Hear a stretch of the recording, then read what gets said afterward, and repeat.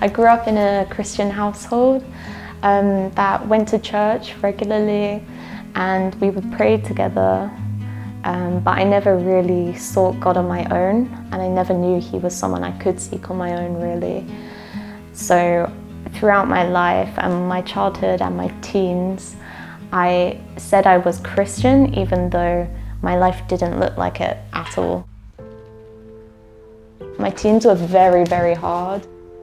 My mental health was very bad, and I was just deeply depressed and anxious. And I think what made it harder was that I had this sense of God existing. And in the nights, which were very, very hard to get through, I would cry out to Him, and I would ask where He was, and I would ask for help. And it just felt like there was nothing.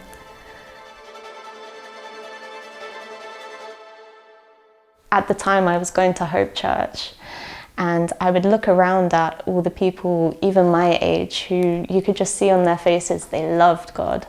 And during worship, they would just be hands up, praising Him. And I knew that I wanted what they had.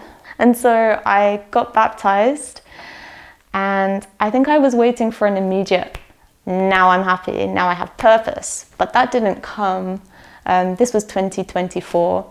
So I think after that, it was almost like, oh no, now I have tried everything and it's not worked. What do I do now? So there was a strong sense of hopelessness after that. But then it took another year after that, 2025, where suddenly I think God had been showing me over this year how much of my life didn't align with Him and with what He actually says in His Word.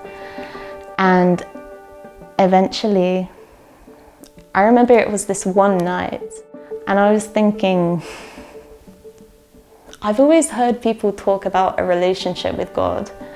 How would I get that? And I thought about, okay, I've heard people talk about surrender. I've heard people talk about relationship. And so this one night I got before God, and for the first time I felt ready to truly surrender everything to God. And I told Him that for the first time I prayed a really honest prayer, and I said, Lord, I don't actually love You the way I thought I did and the way I want to. So I pray that You would give me a heart that does truly love You. And that night, for the first time ever, I felt His love for the first time personally. And it was just incredible. When I felt that amazing love, I loved Him, and now my whole life had to change. Not because I'm being forced to, but because I wanted to please Him. Overnight, my entire heart changed, and I woke up and all I could do was listen to sermons online. All I could do was read my Bible. I just was so hungry to know more about God. When I go through the day now, whatever happens, I know that I have someone always there to turn to, and I speak to Him about everything. If I'm on a walk, I'll thank Him for everything that's there. If anything's scary, I'll pray for help. You know, it's just that constant relationship with Him, spending time with Him, bringing Him into everything you do. It's just like having a whole new life, because it is having a new life with Jesus. And I was just so excited to step into that, and it's been life-changing. Yeah.